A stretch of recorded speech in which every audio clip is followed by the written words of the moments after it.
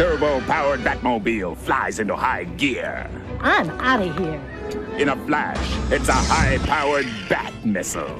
His very phallic-shaped car, which at one point in the movie just completely transforms into a dildo and just ramrods through two buildings, leaving a bunch of police to pile on top of each other.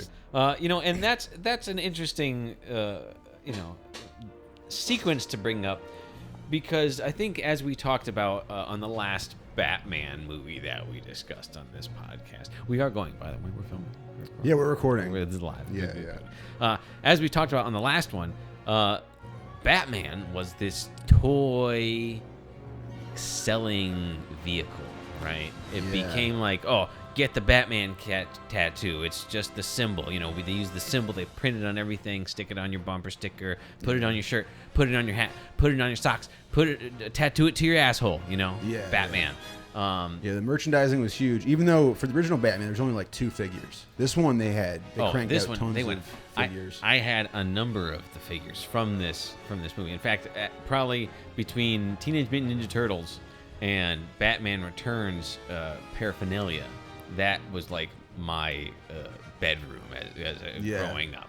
That was your era. Yeah. So I still have the twin bedspread of Batman Returns. It's some pretty. And does cool it have an actual likeness of Oswald Cobblepot, or is it like a? Oh yeah. Well, it's his like mayoral version with the monocle. He's like, it's a profile and it's kind of drawn not like him, this drooling fiend. I don't think any of the actual action figures were based off of the movie version of him. Which is funny because the movie version is so definitive of him, but they're like for all the merchandise they returned to like the 1960s penguin. It wasn't family friendly enough to go in the Happy Meals. Which is funny.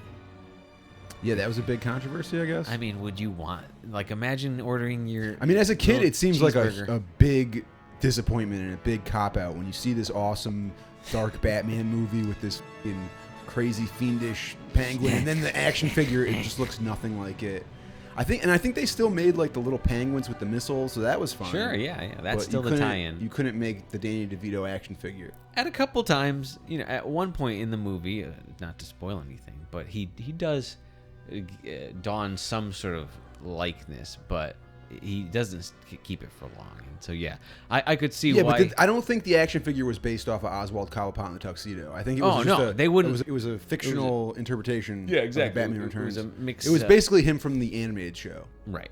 With the monocle, looking sharp. And actually, it looked exactly like him from the animated show. Yeah. Well, this is the basis of the animated show. And this was right when they launched the animated show after Batman Returns.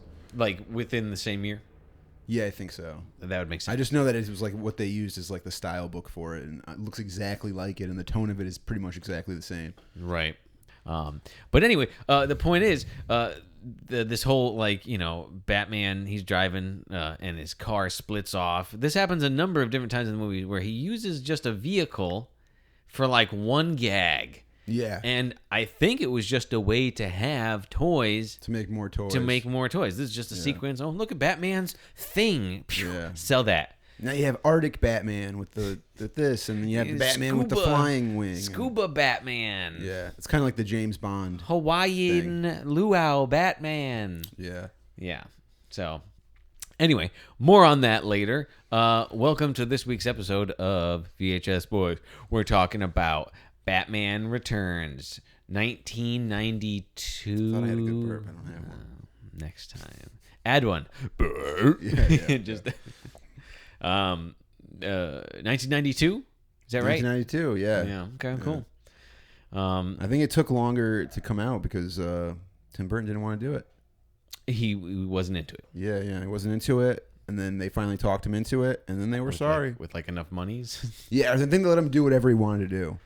So he could finally fire, he could kick the terrible producers off the set. He hired the guy who wrote Heathers, which is interesting. Heathers is like a weird, dark comedy. Heathers, okay. Yeah, you never saw Heathers? No. Is it more recent?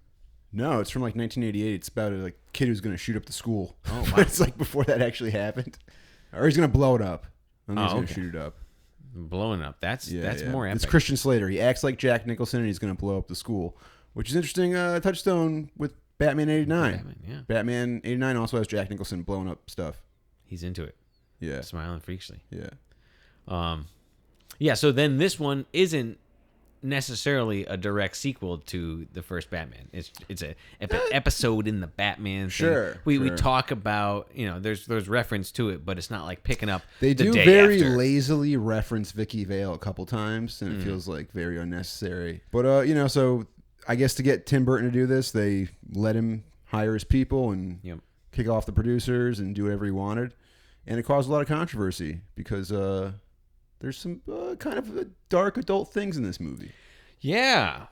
As a kid, like I'm saying, I had the sheets. I went to bed in the blueprints of the Batmobile every night, and it was cool. And I was like, yeah. But watching this movie now, I was like, damn, there was some heavy elements and some nasty. And I think it's just because the Penguin, he doesn't just want to kill people. He also is very horny.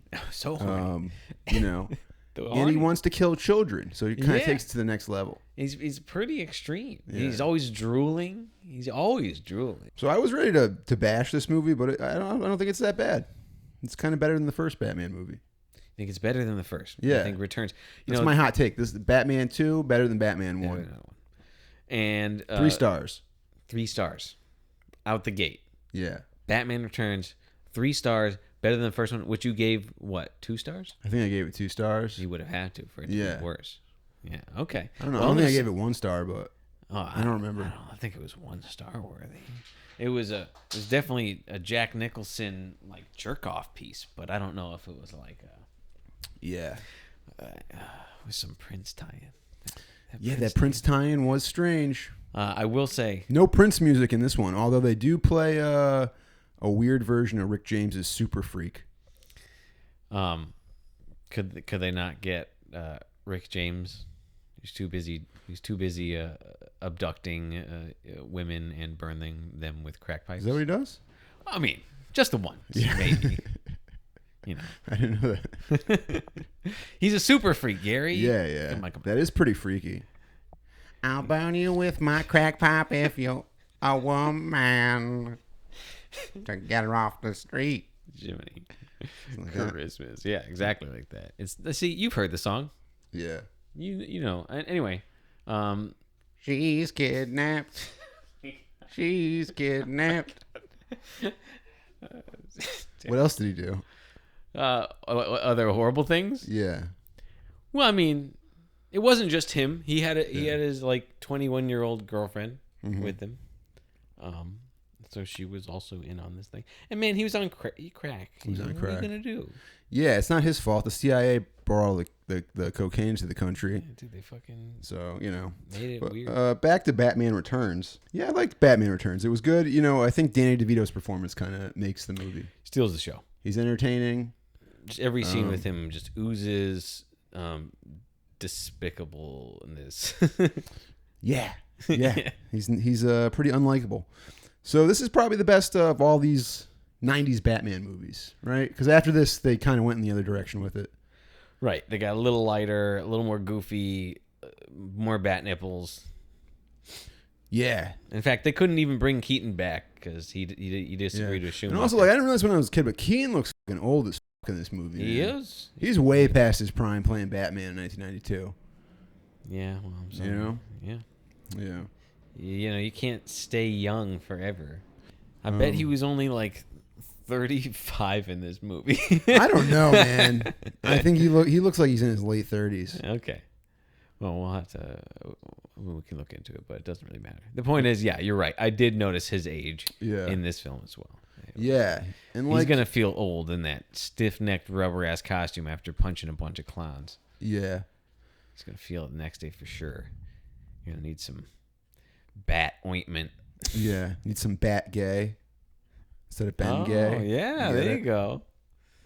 Which Bat Gay is also a nightclub that he frequents.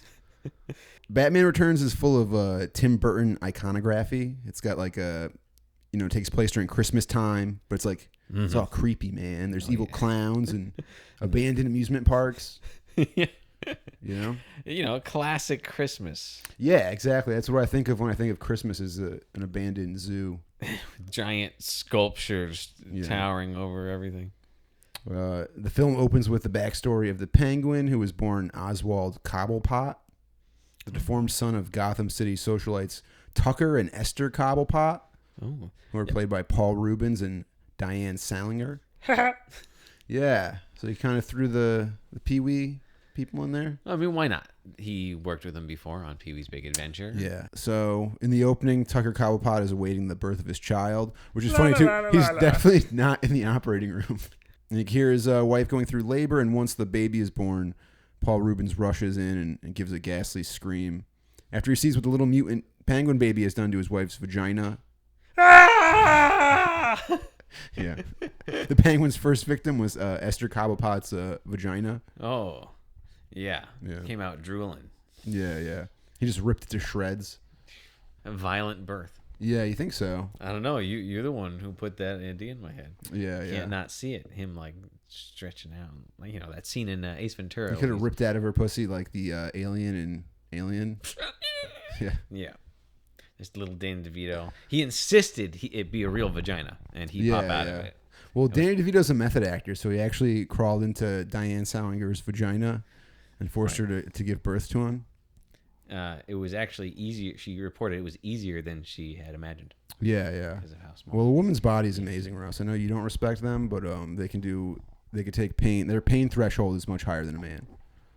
So they birthed this thing. We don't see it. The baby's born. We haven't seen it yet, right? But it's in a weird little creepy crate, like That's Tim Burton. It's very Tim Burton art directions the whole movie through. I guess the time period of this is just kind of a fantasy. Mm-hmm. Well, it's like, I guess so, because they have cars and stuff. They kind of look like 80s cars, but it's kind of the 40s. Yeah. Or is it the 20s? I don't know when it's supposed to be. Yeah. Right. So.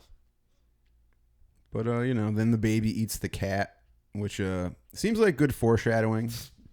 Not for the conflict between the penguin and Catwoman, for the COVID-19 pandemic. Yeah. Right, because there's a bat, and then there's a penguin. Right. And there's a cat. It's like the whole thing. There's something there. Where where a bat. Yeah. Penguin eats a cat. Oh, right. Yeah. And then, it's like a turducken. Yeah. There is just all these animals have to have sex with each other. Yeah, Gotham is actually just the Wuhan of America. They're letting cats and bats and rats. It does feel a little bit lazy, all the animal-themed characters. Maybe there is like an animal, like we're eating a cat right now. Maybe there is like an animal abuse message to this movie, Gary. Oh, you think so? I don't know. I'm going to keep it in mind. Is that why they strapped all the live penguins with fucking styrofoam missiles and shit? Probably. Hey, we'll get to the penguins, but they were stars. Yeah, the penguins are adorable. Oswald's parents decided to leave him at the abandoned Gotham City Zoo, which, Gotham City must really suck if they can't even keep the zoo open. I mean, it is winter, but also, where are the animals? No, but I think it's closed permanently. It did kind of look like it. It's like an abandoned zoo. They throw their baby into a stream, and there's like an opening title sequence of the baby drifting away into the sewer, and I guess arriving in the abandoned zoo's Arctic exhibit, which seems like the sewer shouldn't be connected. I guess it's got to be connected somehow. It seems a little strange. Yeah. Yeah, so I guess the opening implies that the baby's adopted by Gotham City's feral penguin population. So, you can suspend disbelief over the impracticality of penguins in a major American city, but you're still left with some unanswered questions like, was Oswald Cobblepot deformed due to genetic birth defect, or was he mutated by Gotham's industrial era pollution? Sure, or did his mother have sex with an amphibious creature at the abandoned zoo? Presumably while Paul Rubens was at the nearby abandoned porno theater jerking off. I'm thinking it was C or D, all the above. Oh, yeah? It's just like kind of a cocktail of unfortunate all the events. right things, yeah. She had sex with a sea lion. She, smoked from the time she was a child and just ended up... Paul just couldn't stop jerking off. Yeah. Oh boy, Sally, I can't stop jerking off at this porno theater. Wouldn't that be the worst to just have your career and then you're jerking off? The worst is that you're jerking off. To by be yourself. Paul Rubens means that you both star in movies and you can't get pussy. Right. Because the character that you play as a child, it's like the worst case scenario. Usually you think, oh, I'm going to be a big movie star. Right. I'm going to be swimming in, women. And now he's just swimming in a porno theater. Do you think Mr. Bean? You think Mr. gets Bean laid? It would have been mad funny if Mr. Bean was there too. Just two grown men who get paid to play, neurodivergent characters with weird speech impediments. Yeah. Yeah. What a life. What a life. Yeah. Life of a comedian. He's still acting, yeah? Who, Paul Rubens? Yeah. He's been sure, I think he does his Pee-wee stuff again. Oh, yeah, that's right. There was a special. Yeah, now you can jerk off. It's totally cool. Good. It's not the fucking 90s. No, of course. You should have always been able to jerk off. It's a fucking porno theater for jerking off in. Otherwise, it's just a porno theater for getting a boner at, which is, I guess, like going to a strip club, but way cheaper. Yeah, yeah. Yeah. Man. That guy had to go to a porno theater, Gary. It's very sad. What is fame? What's the point of fame if you still got to jerk off in a porno theater? You still got to jerk off at a porno theater and can get nabbed for it. Yeah. If you got nabbed at a porno theater nowadays, it'd be for breaking into an abandoned building. Do they still exist? I don't know. Maybe not in, L.A., but somewhere. There's definitely... You can dream, Russ. Somewhere beyond the rainbow, there's a glory hole and a rental situation. I was in Texas. Where was it? San Antonio, Texas, leaving it. And it was just the middle of the desert. There's a adult drive-in. Oh, that's interesting. Yeah. Which that kind of makes more sense because you could jerk off in your car alone. Yeah. Or, with whoever wants to jump into your car at the drive-in. Yeah. Hopefully you don't have a convertible. Right. Yeah. The next scene takes place 33 years later at the Gotham City tree lighting ceremony. 33 years. And he's that's his Jesus year, right? Oh yeah. Wow. So much religious iconography symbolism already. Yeah, yeah. Wow. There's a lot going on in Batman Returns.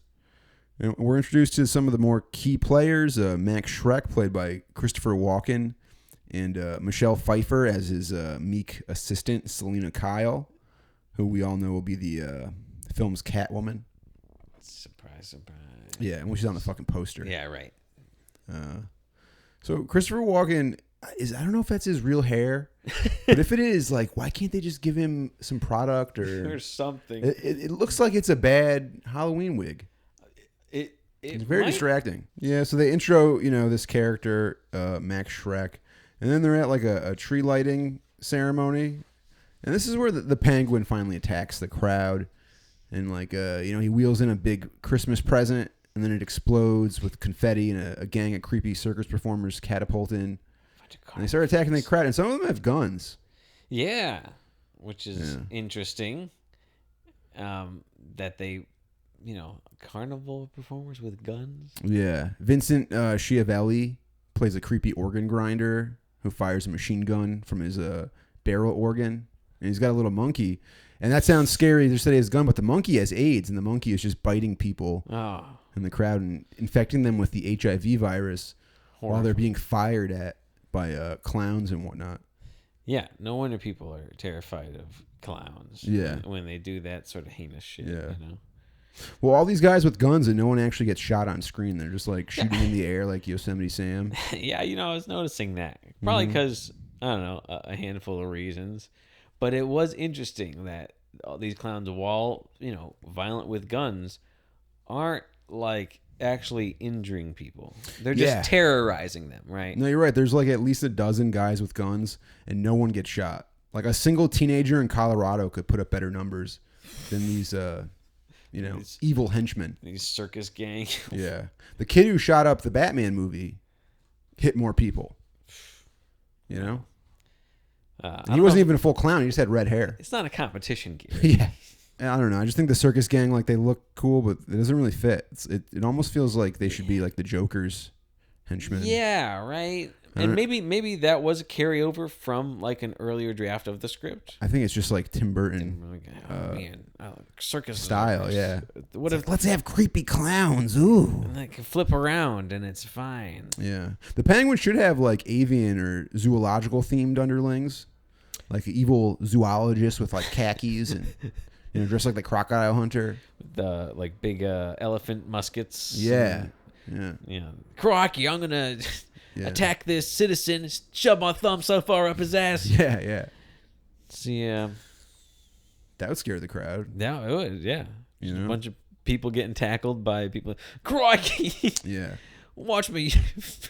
Yeah. Instead, they're just getting pickpocket shot by fucking dudes who look like the Insane Clown Posse. So basically, there's like a domestic terrorist attack happening in downtown Gotham. And much like the Uvalde Police Department, the Gotham City PD aren't of much use during an active shooter situation. So they put up the signal for Batman. And Batman's just sitting alone in his mansion, just sitting in the dark, just edging his penis to the thought of violently attacking a homeless person. Right? Yeah, no, that's because that's what he lives for. This guy really hates poor people. Poor people killed his parents. Well, I mean, yeah. So all poor people are scum. Yeah. And people with mental illnesses are also even more scum. Mm-hmm. So Batman will kick the hell out of him. Don't you worry. And in fact, then he gets lit up by there's somehow the technology near his house that they've shot this big beam into the sky. Oh, yeah. Right? And we assume it's like a spotlight, right? So this spotlight should be a single beam that goes up and it hits the clouds so you can see the symbol. Now, if it's not a cloudy night, you wouldn't be able to see the symbol, but we assume Gotham's always smoggy. Yeah, you're talking about his reflective system. It's always... Yeah. Pretty good hint to who Batman is. If the bat signal is pointed at Bruce Wayne's mansion and there's like a system to... show him. I think maybe we know who Batman is. Yeah, there's like a mirror system outside, like some old Egyptian tomb that points the symbol from the clouds above his house to bounced into his his jerk off room. Yeah, it's didn't make sense, but it is a cool image, I guess. Yeah. So Batman, hand, what's up? Him dick and fist just fapping furiously like a bat. He's just watching Cops and he's just like trying to get hard, but he needs the real thing, Russ.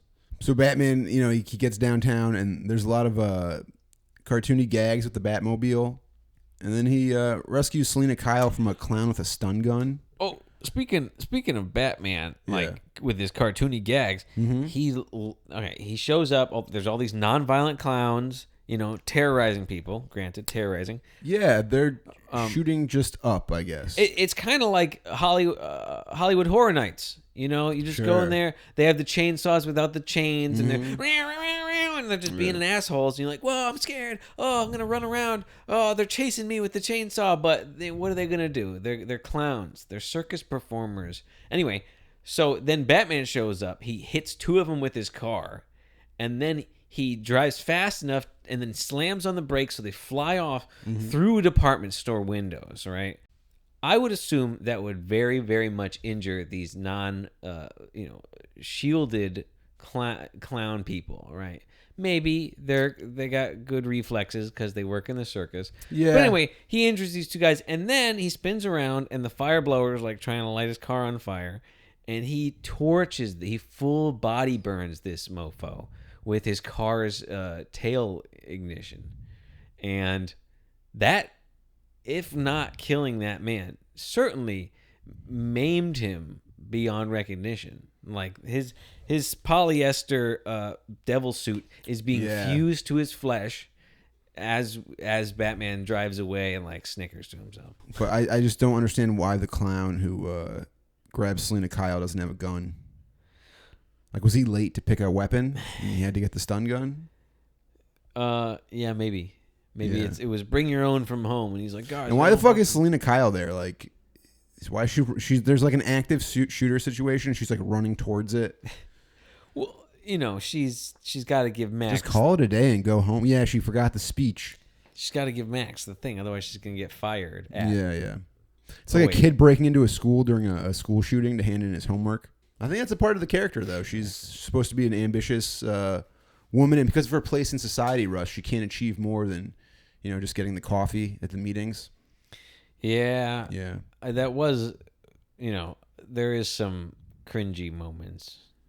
But it's pointing out that I don't get like when in the opening scene when she's like, what's the suggestion? How come they never? I know she points. She's like, I have. Everyone's like, put how yourself are we gonna do out it? there to interrupt this meeting. Then at least say the suggestion. I wonder if she has something to say and then they dismiss her at the beginning. Maybe they edited it. Maybe it's an edit. Yeah, to shorten it up. She had like a good suggestion. And they're like, yeah, but I don't know. Doesn't matter. The point is, she's bumbling. She's a bumbling secretary who's like kind of nosy. She's like wants to. No, she yearns to do more. She's ambitious, Russ. Oh, is that what it is? That's what happens when you get a fucking lady boss. Then men want to call her bossy, or she's retarded and doesn't have any good ideas. When the truth of the matter is, it's just sexism, and that's what I think Tim Burton's trying to say with this one. But she is bumbling. When she has the option to say something, she says nothing. She doesn't say it. Yeah. She says, "I have a thing." She has Everybody no turns idea. and listens, and then she goes, "I'm actually maybe it's a question." Yeah. And then doesn't follow through. So I guess how that would be. Yeah. I don't know. It just leaves you wondering, like, did she actually have something good to say, or was it going to be like, I have a suggestion, maybe you could put cats on it, and then it'll be like something stupid like that. She does love cats. Yeah. Foreshadow. Yeah. Yeah. Maybe that's what it was. And she reconsidered and was like, "Oh wait, it's more of a question. Do you guys like cats?" And then she realized that's also a bad question. Yeah. Yeah. So Max Schreck ends up being kidnapped by the Penguins' weird clown gang, right? Mm-hmm. And then he wakes up in the sewer between the circus gang and the Penguin and his like real penguins, right? Which would have been more fun to see the Penguins attack the crowd, but I guess they're waiting for the end. Yeah, the Penguins. Yeah, we gotta establish Penguins before we can utilize Penguins. Chekhov's gun, Gary. Yeah, and it's probably a lot easier to get circus freaks than it is to get penguins to do anything. And you're actually, probably right. Speaking of these penguins, they used to bring the penguins to make them do different things. They had a myriad of different techniques. They used Stan Winston's studio, to do like 30 puppets or so of like animatronic sort of puppetable versions. They had like full body suits for like smaller people to wear, and then they had actual like emperor penguins and like a handful of them. And these things they had to fly them in or they drove them in on refrigerated trucks, and then they brought him into this refrigerated sound stage, and I think that summer it was like reaching like degrees of 100 in Burbank or whatever, and they were keeping this thing at like 34 just so these penguins could have this big like nice ice encapsulated area. Yeah, and they were treated like stars because they weren't cheap, and it was difficult to wrangle them. They kind of had to be away from people, but you'd shoot it like you use tricks to do it. And I think overall the effect of the penguins is effective. Like they used them in great spots, and you believe them for the most part. And when you don't, it doesn't really matter. You get it. They're penguins. Yeah, no, it totally looks good. I'm sure the logistics of dealing with penguins was a fucking nightmare. Yeah. Imagine a bunch of birds just shitting everywhere, having to be in like cold temperatured places. Yeah, and so we finally get to see the penguin, and he looks pretty great. I guess Stan Winston did the penguin effects, and they really just turned him into like a mutated monster. Yeah, it's not just like a dude in a tuxedo. Yeah, no, the reveal is he's got a big egg-shaped body and just kind of like, like a he looks like a fucking person. Sea lion or something. Yeah. Yeah, just a deformed person. And then his like bodysuit is just so water stained and like sweat stained. Oh yeah, his dirty long johns. Yeah, they just got like brown up his crack and like. Yeah, so he's got like gross black saliva. But the penguin has all types of blackmail material to use on Shrek. And because of that, he agrees to help the Penguin reintegrate himself back into Gotham's elite tier of society. So Shrek orchestrates a staged kidnapping attempt on the mayor's infant child, allowing the Penguin to rescue him and become a public hero. And in exchange, Oswald requests access to the city's birth records so he can learn his true identity. But he also has the ulterior motive of identifying Gotham's firstborn sons.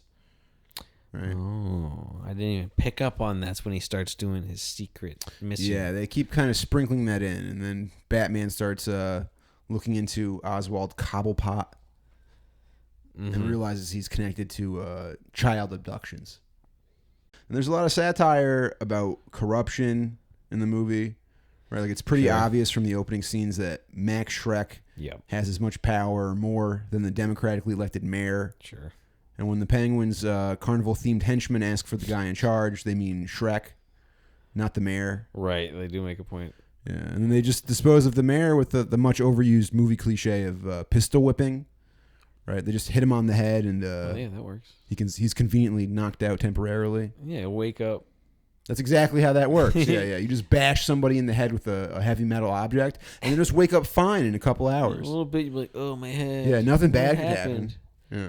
Couple hours, you probably 6 max. Yeah. That's when I'm like having trouble going to sleep, Russ. I just bash myself in the head with a gun, and I actually wake up in the morning feeling refreshed. So Selina Kyle then returns to the office and has a encounter with her disgruntled boss, who pushes her out of a window, like seemingly to her death. I guess. What an asshole. First he's like an asshole to her, and then he's like he forgets his own speech. Yeah. And then he's like, remind me to take it out on what's her name or whatever. Yeah. And he's an asshole about her later, and then he can totally just kill people because he's a politician. He's not, but he's so rich and powerful, I guess. Yeah, so I guess we have to assume that Catwoman is a zombie, or she's like a ghost, or the fall is just the impetus for her to change her identity to Catwoman. Yeah, it would have to awaken it's like a something symbolic thing. Because was she always Catwoman, or is this fall what? She was a Catwoman, but now she's Catwoman, right? Oh, sure, yeah. But either way, a lot more thought went into Selina Kyle than it did Vicky Vale, who just like sucked and fucked her way through the first movie. Yeah, I guess. Yep. Mm-hmm. Sure. I mean, I think this was really intentional. I think Tim Burton wanted, like, he understood that Vicky Vale was a shitty character, and that he didn't want the female lead in this movie to be just like another sex doll. Like, it has to be a character with a motive. You're going to tell me that Catwoman, which we'll get to in a second, isn't just a sex doll? It's interesting you say that, Russ, because I was talking to somebody else about this movie, and they're like, oh, Michelle Pfeiffer in the cat suit. I'm like, she's so unattractive in this movie. It's like the way they make her up, and like, I guess maybe she's kind of sexy sometimes in the cat suit, but I almost feel like they don't make her like over-sexualized. But Gary, she puts on tight leather, like but she's a cat burglar, like she's in the Matrix, like she's a sexy person in the Matrix. Yeah, but doesn't Batman wear tight leather? Yeah, he's a sexy Batman. Yeah. Right? Yeah. He's sexy. He's got abs cut into his fucking suit. Yeah. Michelle Pfeiffer's character, though, form-fitting, like shiny buttocks. Yeah, but I mean, Michelle Pfeiffer's character has more of a character arc than Batman's. Like, they put the most like writing and actual story the acting into Michelle Pfeiffer character. I would say so. I think they did it. I think they kind of knew what they were doing. Yeah. So they basically gave her she's like the Joker in this movie. Right. Like a whole treatment. She's even more empathetic than the Joker. Yeah. Because you kind of feel bad for her. Exactly. But she's still not as entertaining as Danny DeVito talking about blowing off kids' genitals. Yeah. He's pretty outlandish. Again, it's hard to beat that. Although we'll get to it. We'll get to it. Yeah. So yeah, she's charged. She's chewed back to life by cats. She's laying there dead on the ground. Yeah, it's a little bit weird. The cats just kind of chew on her fingers. I hear they had to put like tuna fish on her outfit for them to just like swarm her, which makes sense. No, she just rubbed her fingers in her crotch, and then the cats went right to it. For it. No, that's a bad joke. That's gross. Because vaginas smell like fish. No. Yeah, no, I get it. Yeah. Sometimes you crumble up cat food and sprinkle it on your butt crack. When the cat comes over, you fart in its face and blow the crumbs all over. It's very funny, I know. But yeah, it's not the cats. Don't give away industry secrets. The Russ. Cats don't appreciate it. Yeah. So, I mean, it works though. It works here. You know. Yeah. Yeah. I guess so. I don't know. I always thought it was kind of weird. Oh no. I mean, no. I meant the techniques for attracting cats to your butt crack. Oh, okay. But. Well, they didn't have CGI cats back then, so they had to do everything practical. Yeah, you actually had to throw just a trillion cats on her body. It almost looks like she smiles at one point because I bet getting covered in cats feels funny as they're tickling the you. kitties are tickling her fingers. Yeah, like wisping their face with your tail or whatever. But then and then she goes home and trashes her shitty her pink apartment. Yeah. Makes it black. She smashed some letters out of her little neon sign. Yeah. Kind of kitschy.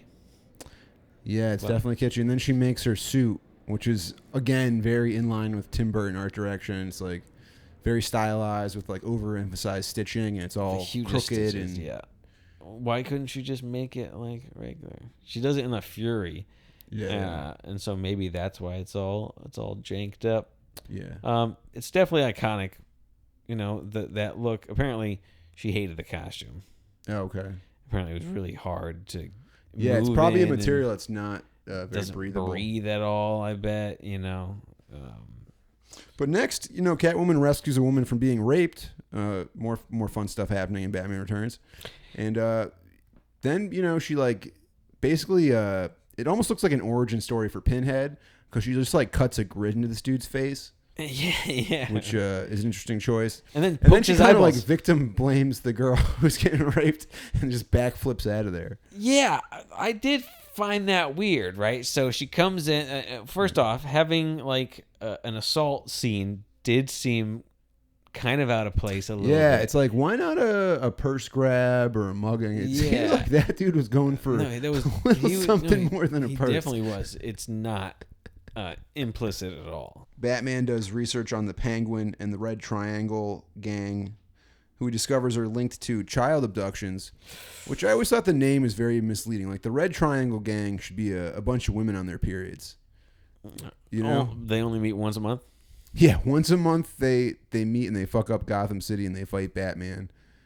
And you can identify them by, the streets will run red with blood. Yeah. It's on you, Batman. Batman's greatest foe. We're going to suck up all the city's water supply with these tampons. Yeah, exactly. So then Catwoman could be the leader of the Red Triangle gang, and that would have been a better storyline. Wow. I think so. Selina later returns to work, and she's now confident and aggressive, and she catches the attention of Bruce Wayne, who's there to kind of oppose Shrek's power plant and kind of ask about Oswald Cobblepot. So Selina Kyle begins dating Bruce Wayne, while simultaneously Batman and Catwoman, are coming into conflict in Gotham City. Yeah, bumping heads, bumping uglies. I don't think they actually end up doing it, but they do go on some dates. Yeah, they don't have sex. I don't think. That's what it's not really implied. That's what I meant by doing it. Yeah. For you listeners out there. Well, this is a family show, so we do have to watch our language. Yeah, you're saying. Catwoman makes a plan to frame Batman with the help of the Penguin.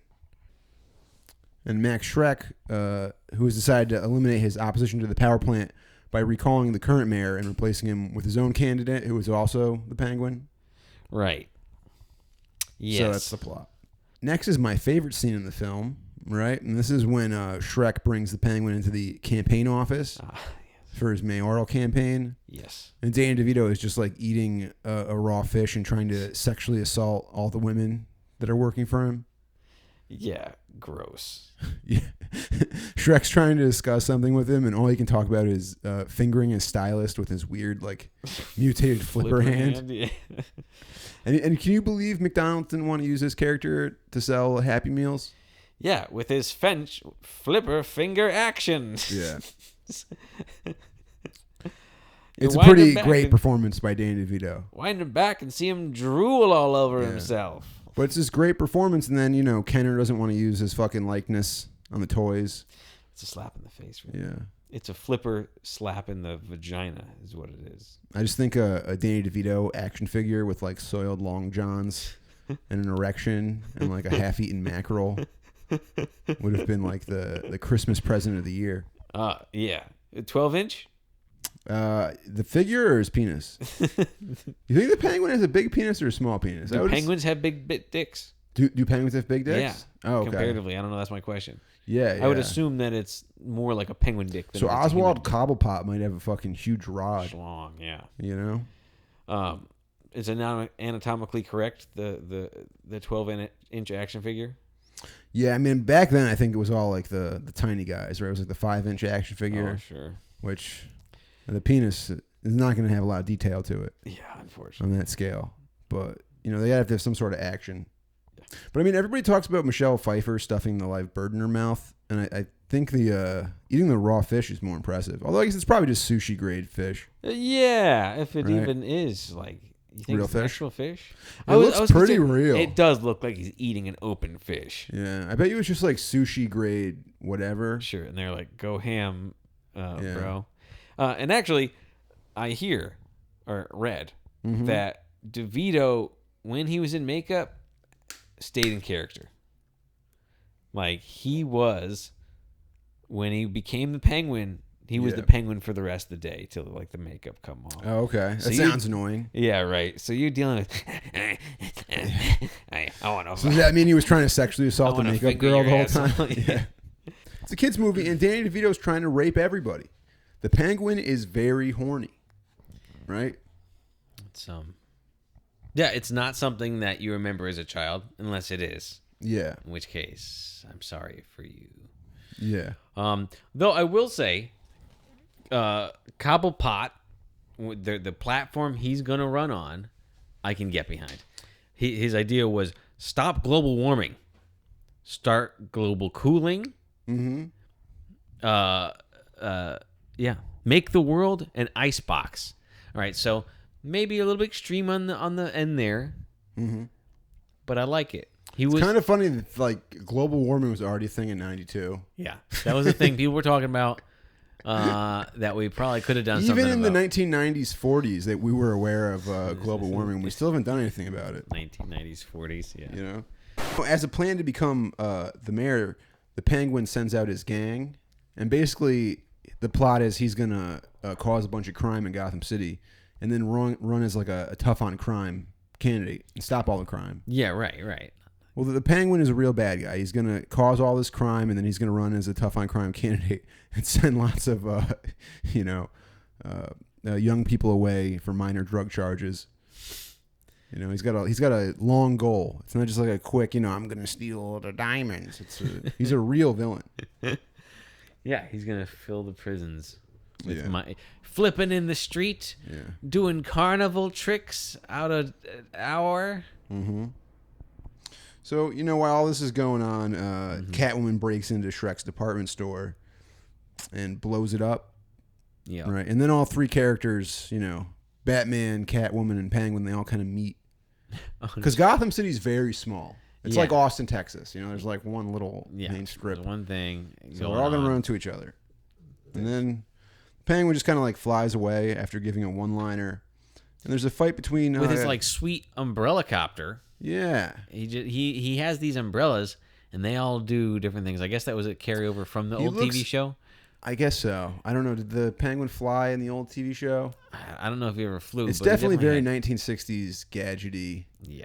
But also, he just looks very non-aerodynamic for a person to fly. It doesn't make sense at all. Danny DeVito in that fat suit looks like a real danger up there. I mean, it's funny that he is a penguin because they're a non-flighted bird. Yeah. So. Yeah. So, Catwoman and Batman fight, which, we know that they're also dating as their alter egos. Good as the Selina Kyle character is and all the work they put into it, just that angle is way less interesting than whatever the fuck the Penguin's going to do. Because the Penguin's a wild boy. He's going to try to rape some people. He's going to try to kill some kids. You know what I mean? He's going to strap some missiles to some fucking some birds. This guy's going off. It's hard to compete. It's not that I don't appreciate Michelle Pfeiffer's performance, but Danny DeVito just kind of steals the show. He's kind of doing some crazy shit. Yeah, totally. So but then they're fighting now. Our two lovers. Yeah. Fighting. Catwoman gets splashed with which also Selina Kyle, I know she got pushed out of fucking the building, whatever. Now she's Catwoman. But isn't this dude like a trained fighter? Ninja? Shouldn't he just fuck up Selina Kyle? Yeah, but she's got the power of a cat. So, the Penguin flies away and they fight. And then Penguin and Catwoman, they devise a plan to kidnap Gotham City's so-called Ice Princess. Right? Right. She's played by Christy Conaway, who honestly is probably the only attractive person in this movie. She is quite beautiful. And the Penguin's way of incapacitating Christy Conaway is pretty hilarious. He just wails her in the face with a batarang. Right.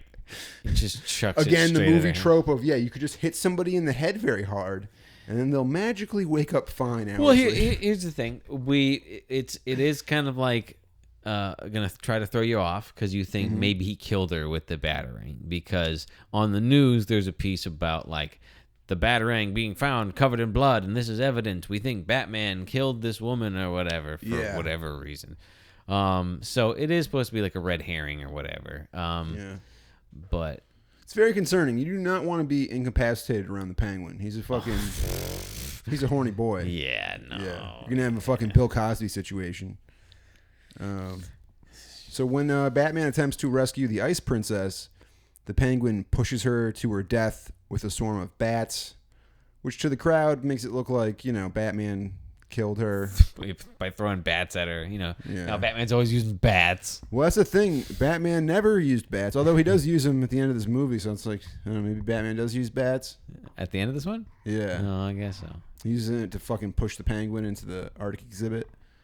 Right. So does he just have bats as a weapon? I didn't know. Yeah, I guess because I don't remember him using that in the first time. But if there's bats, there's probably Batman. The whole thing is pretty dark. They kill the only fuckable person in the movie. Yeah. Throw her right onto a tree lighting ceremony. Yeah, they just throw her and she just lands on a present, and there's CGI bats that fly out of the tree. Which is they show you killing this woman. Yeah, her body smashes the thing, which is pretty heavy. Or not her body's heavy. I mean, she's a little curvy. She's, Yeah, I mean, this was the 90s, 40s, Russ. So, with the idea of beauty for women back then was a more curvaceous woman. Yeah, no. So when she hits that present, she really squashes it.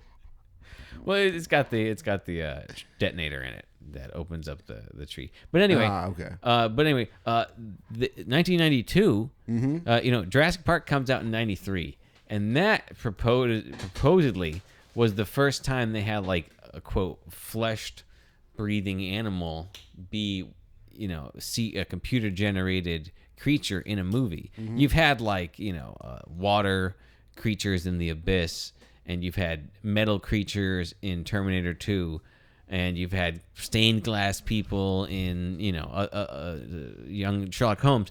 But until this movie, you really didn't have full CG creatures. Yeah, there's a few CGI shots in Batman Returns, and they're decent looking. For 92, they must have put money into it and gotten good people to do it. They look as good, if not better, than Spawn, which came out a number of years later. Which came out a number of years later, and was quite laughable. Yeah, I mean it's simple stuff, but it all looks like even the CG in this movie looks pretty decent. And I think this might have been the first.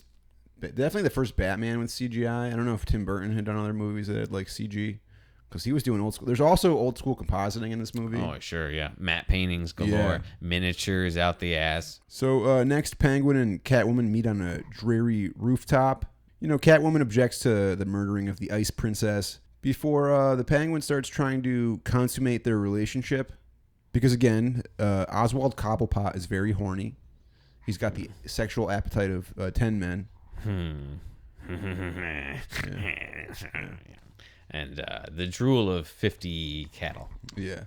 So Catwoman rejects Oswald's sexual advances, and he doesn't like that, so he just immediately attacks her. Right. He's like, fuck you, bitch. He just catches her neck on an umbrella. Fragile male ego, you know? Yeah, and almost fucking strangles her to death. She's like flying away by the umbrella, and then she cuts herself loose and falls into a little terrarium type thing, a little fucking greenhouse. Yeah. Right? Screams. And then she screams and shatters all the glass. Yeah. She's fallen a number of times in this movie, I guess, by this point, hey? I guess that was one of her lives. She's got 9 lives, so are you counting them, Russ? Because I'm not. Yeah, I think so. Yeah. She's got more left. Shrek kills her the first time, quote unquote. Then while fighting Batman, he throws that acid, like the bat mouthwash on her arm or something. Yeah. And then she falls into kitty litter. But I don't think that the burning of her was a life. No. I think that was just a thing that happened. She fell in the kitty litter too. I don't think that was a life. You don't think that was life? That she thinks she was saved? So. That's a good question. Oh, okay. I also don't care, but it might be. All right. Yeah, so Batman escapes in the Batmobile, and he is unaware that the Red Triangle Gang has modified it, allowing the Penguin to take it on a remote-controlled rampage, which is pretty funny because the first thing the Penguin does is run over a bunch of police officers. Yeah. So he's not all bad. We can trust the Penguin. Yeah. But overall, it's a pretty campy scene. The Penguin takes control of the Batmobile from his campaign trailer, and of course, he has a camera on himself, and he's sending the video feed into Batman's 1982 Corvette. Logistically, seems unlikely, right? I don't know. Oh, if there was the technology to do that back then. Oh, you have a swirly little ball. Well, when the clowns are doing the surgery on the Batmobile, 90% of that work is just putting in the technology to send the video signal. All they have to do to take over the Batmobile is plug the little round antenna thing. Yeah. So that whole creepy clown surgery fucking rip-off scene from Pee-wee that they do is basically just them putting the video feed so that they can have a Zoom meeting. Basically via the car. Yeah, 1992. Well, it's Zoom one meeting. way. It's one way. It's only one way. Yeah. Penguin doesn't see what's going on. He sees. Yeah. He's got a front cam, so he can see where he's driving. Yeah. You should have put a camera on Batman so we could watch a video of him dying. Yeah. So the following day, Batman plays audio at Oswald's mayoral rally, where he's saying all the citizens of Gotham are small dick losers, and he's the only one who deserves to get pussy from Catwoman. And the crowd hears this, and they just get completely enraged. They hate They're that. so angry. They just begin, pelting him with vegetables. As you bring to Yeah. You remember? That's a cliche. The pelting the vegetables. I wonder at what point in history it stopped becoming okay to bring vegetables into anything. I think it was just because you could, if you're in downtown, you're in like this old little town, you could grab the vegetables from the market and throw them at the town hall. Oh, okay. I don't know if people were coming with cabbages. I think it was kind of like, raid the fruit stand and throw whatever the fuck you can. Whatever you get. Okay. Yeah. Who's got a fruit stand like that nowadays? You got to go in the store now. It's, nothing's on the street. Yeah, so the Penguin, he returns fire with his umbrella gun. At who? At the crowd. He just starts shooting at the crowd. He says, fuck this. Yeah. Fuck you guys. I guess I'm done with this, right? The Batman's dumbass CD fucking ruined my day. Yeah. Now I gotta shoot everybody. And then he's chased by the police and forced to retreat back to the abandoned Gotham City Zoo, where he finally just completely gives up on his humanity and once again embraces the name Penguin. Right. And then he goes back to his original plan of abducting and killing Gotham's firstborn sons as a way to avenge his own abandonment. Right? Yeah, real kind of dark, biblical, kind of, Is there a Bible thing in there?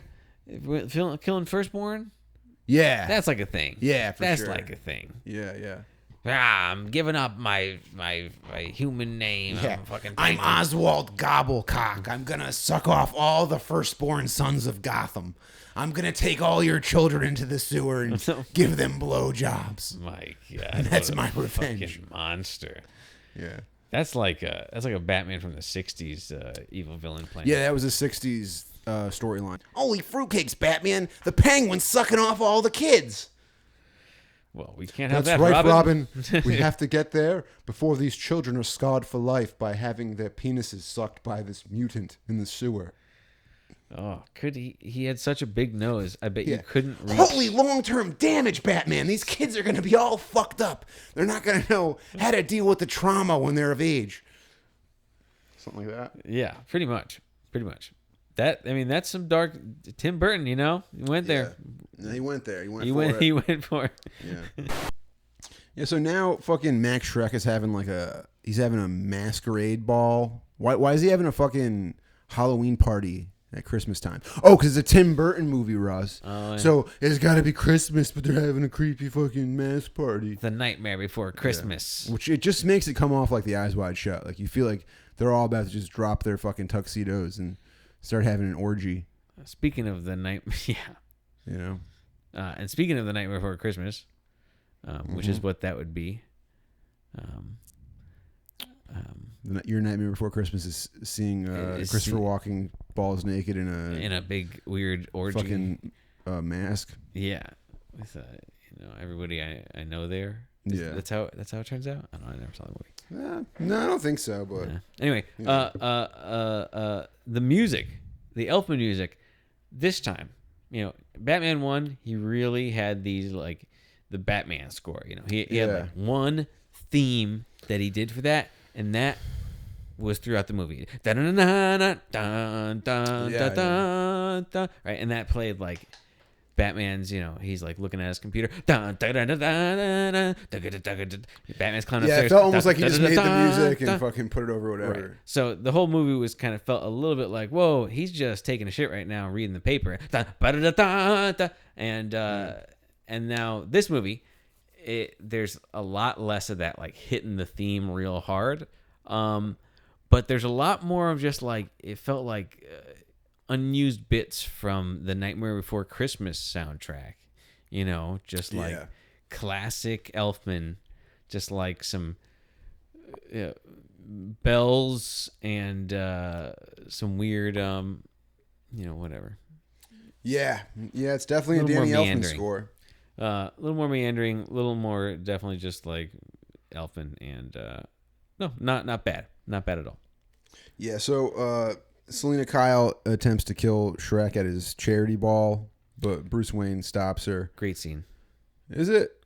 You didn't like it? I think because they like had this. I'm having trouble investing myself in the relationship between at that point Batman and fucking Catwoman. I really do not give a fuck. No, it's not that I cared about their relationship, but I found them like I felt it was well acted. I felt it was a scene to give the movie kind of a little more grounded as far as like what her deal is, even, Yeah. I mean, obviously, I don't know. I thought the reveal of them finding out from each other. It's very strange that, Max Shrek's mayoral candidate just shot up a crowd of people and he's like, all right, time for the party. And he's wearing his fucking costume. Yeah. He's like, look at me. I'm going as a shooting victim. Yeah. It's funny, right? Yeah, I don't know. So Bruce Wayne stops Selina Kyle from killing Shrek. Yep. And what the fucking happens next here? So the Penguin crashes the event, which this is probably the best stunt in the movie. Like when the Penguin blows up the floor and all the partygoers launch into the walls. Blows so many people sky high. Pretty good. I don't know if it was wire stunts or like board ramps or Yeah, it looks like pretty dope. Air compressed launch pads. Tim Burton's not great with like stunts and fight scenes. The fight scenes in this movie are like so kind of boring and by the numbers. It's like here's 2 over the shoulder shots. And it's pretty unremarkable. Batman's costume is also really limiting in it in its functionality. He like at one point he has to like lean down at a 90-degree angle and like spin around in a circle to like avoid someone kicking like way too high above his head. It looks ridiculous, and so you're probably limited by that. And so Batman's just gonna punch a guy and he's gonna fall into 5 other guys, and that's the stunt, rather than like Batman having to actually do very much at all.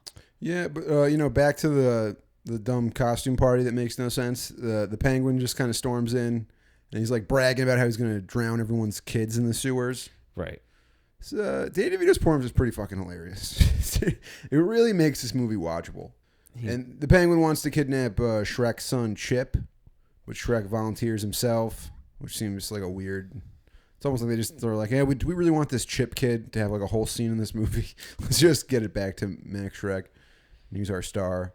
And this is the one redeemable. Also, I guess because they want Catwoman to be in the ending with the conflict, so they have to get Shrek to the ending for their final set piece. But this is like Shrek's one redeemable scene, just because for him to not just give up his son, means that he actually really cares for his son. And it doesn't seem like he really cares for anybody else except himself. His power plant's gonna drain Gotham of the power. He's just like a self-interested asshole, like any businessman. But the fact that he would go out of his way and give his own life for his sons, maybe it's a redeeming quality of Max Shrek. Yeah, sure. Their relationship was nice to see. For what I used to think was kind of a boring, typical Christopher Walken performance. No, Penguin, take me to the sewer and suck me off. Please do not suck off my son in the sewer and make him gay in the sewage. That would be terrible. I'll do whatever. Oswald Gobblecock. I'm gonna take your son into the sewer and make him have an orgasm with my mouth, and then we'll see who's the mayor of Gotham. That's why he's always always drooling all the time. Yeah. I hope I can cut this out. It's a good bit. It's a good bit, right? It's funny. So Batman stops the Red Triangle gang before they could kidnap the children of Gotham. And this forces the Penguin to enact his B plan. How does he do that? Alfred they don't really show presses some buttons at the... Yeah, it's like the fucking Red Triangle gang is out. They're going to grab all the kids. Uh-huh. And then the Penguin's waiting back in the sewer with Max Shrek in a tank. He's going to lure all the kids into the toxic sewer water. Right. And fillet them. And then he just gets a note from Batman. Nope, you can't blow any of these kids. They're all, saved. Been ushered to safety. Oh, so we don't even know how he did it. I don't think so. Unless I just don't remember. Yeah, no, it's all good. Yeah. I don't seem to remember either. Maybe it never showed it. Yeah. Although I will say, on the circus gang's side, which the circus gang who there's really only 6 of them. It's this big circus gang. It's 6 guys. It's Doug Jones and the dude from fucking One Flew Over the Cuckoo's Nest and it's the poodle lady. There's not that many of them. It used to be 9, but then Batman came in, smashed 2 of them, and let the other one's flesh on fire. Mm-hmm. So yeah. One of them's still in critical condition, and we hope he gets better soon. But there's still lots of penguins. But I was saying they weren't really for penguins killing children idea, right? Yeah. One of the guys is like, Mr. Penguin, isn't killing sleeping children, isn't that a little? And then he gets shot. And the penguin says, "No, it's a lot." Yeah. It's not a little, it's a lot. Yeah. And that's a funny joke because the penguin knows it's insane. Yeah. The delivery is weird though.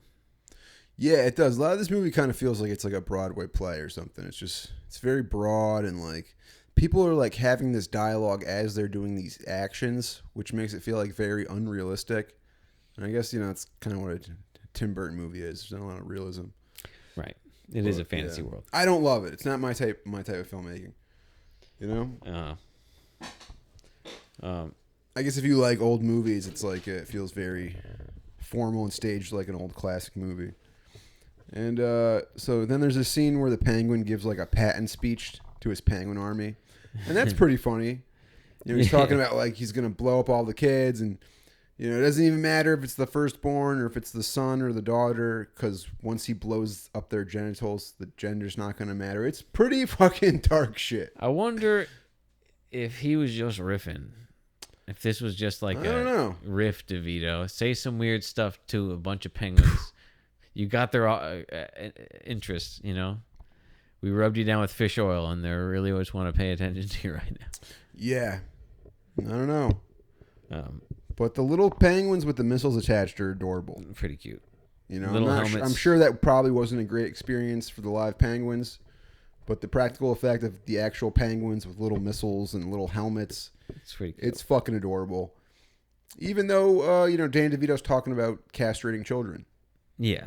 You But know? when they're bits sky high. Yeah. Yeah. It's dichotomy, you know. That's a Tim Burton. It's wacky. It's Christmas, but it's wacky Christmas. It's creepy Christmas. Cute penguins, but they're dangerous penguins. Yeah. You know? So Alfred overrides the penguins' control signal. Oh, as he do beep boop boop. Which this part really fucking makes no sense. So this redirects them back to the Gotham Zoo, and then Right. Meanwhile, Batman's been driving around in his a new toy commercial boat. He's been. Oh, okay. I don't even remember that, but it's just weird because then they launch all the missiles at the zoo, but Batman and the Penguin are there, and the whole zoo is like blowing up. But it doesn't do much, right? Like Right. the stakes are pretty low. Missiles are just Still. flying. It's Yeah. fine.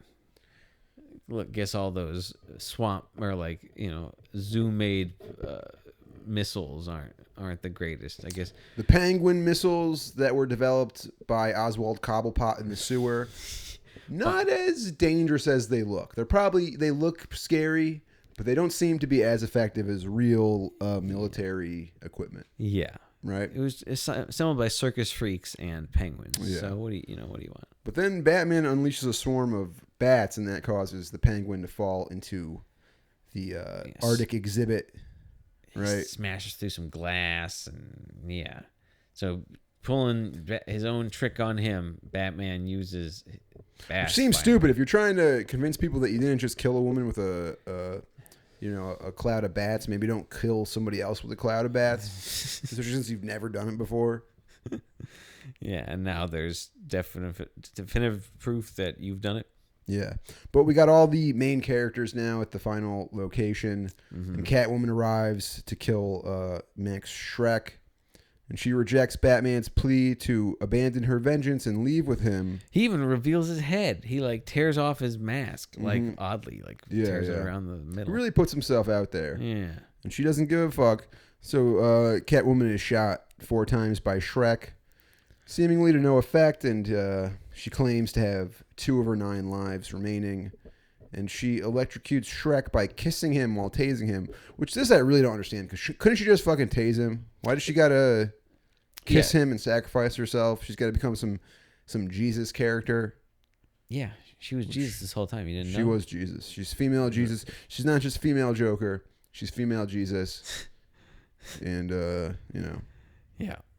It's good. It's a super woke movie. role model. People should really people talk about movies being sexist in the 90s. People should really champion this one.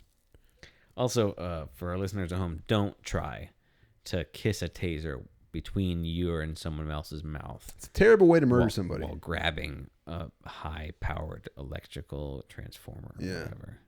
And that kills them. And then Batman even pulls up his fucking charred Yeah. body. And they show dead bodies in I this know. movie. a good I amount. felt that was pretty extreme. I did not expect. And then even the clown who gets shot, they just show his dead body floating in the water. It's kind of dark. Yeah. And then to get even darker, Penguin comes out choking up blood, pouring out of his neck. He's all fucked up, and then he just kind of falls dead. And the cute little penguins bring him into the water. How cute is that? That was nice. Yeah. That was nice. It's like Happy Feet, but with a rapist. Sad feet. Yeah. Sexy feet. Yeah. And there you go.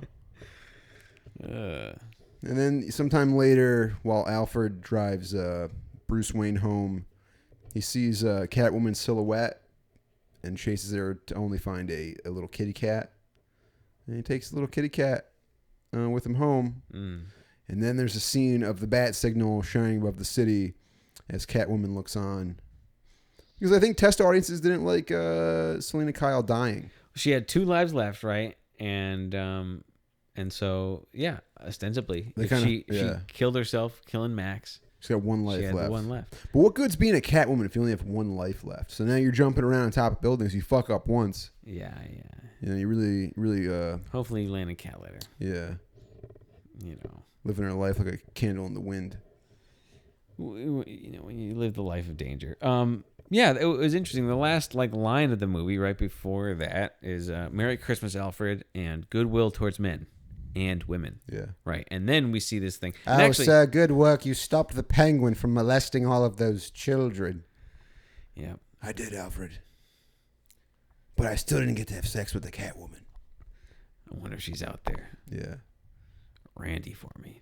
Yeah. And actually, I also read that they shot that last scene well after the movie was finished. Yeah, I heard that too. I think it was just an addition. In addition, And I don't think it's really Michelle Pfeiffer. I think it's just a stunt woman. Double. You use the back of her head or whatever. Yeah. Use the back of her head, which is what Oswald Cobblepot was going to do. Use the back of his head. So yeah, dude, not bad. Yeah, it's not as bad as I thought it was going to be. So I'm giving it 3 stars. Better than the first Batman. Even though Jack Nicholson is, funny and all. It's not a very good movie. I'm gonna give it 4. Oh, shit. It has, the movie. I will say it does meander. I was like, what point of the story are we in? I was just, all right, I'll just accept whatever's gonna happen next. Whatever's gonna happen next. I couldn't really assume what was gonna happen because it doesn't really follow like a really forward narrative for whatever reason. I didn't expect A to B. It just kind of things just sort of happened. Yeah. So in that respect, maybe a meandering film, but I'm giving it for nostalgia reasons, for the makeup and performance of DeVito, for the amount of real fish he had to bite the heads off of, for the amount of practical penguins and whatnot. And actually, as we said, it might be one of Burton's top films. It's very him-esque. It felt like he really had a lot of creative control, and was telling a weird story of corruption and weird animal people, and I don't know, Christmas. Yeah, it definitely Goofy feels like Christmas. a more personal film than the original Batman, and it's got a lot of directorial flourishes and stuff. It also, it feels so small and quaint compared to, a modern superhero movie. Sure. Which I think a huge part of that is just because, they had to rely on practical sets. So it's these movies now, you see them and they have huge green screen sets. But when you watch Batman Returns, it just feels like everything's a set on a soundstage. It's super canned. I think everything was a set on a soundstage. Yeah, absolutely. Yeah. And when downtown Gotham is 12 people standing in front of a facade of a fucking town hall. Sure. It feels so budget, even though it probably was a pretty substantial budget. Mm-hmm. But yeah, the scale of it just seems so much smaller than a modern superhero movie. Yeah, overall it's pretty good, and I think it didn't perform quite as well as the first, and there was a lot of complaints over the darker content. So Sure. this ended up being the end of Tim Burton Batman movies, and they went in a more family-friendly direction with the next one. With Schumacher. But Batman Forever was a huge hit. That was with Riddler and Two-Face? Yeah.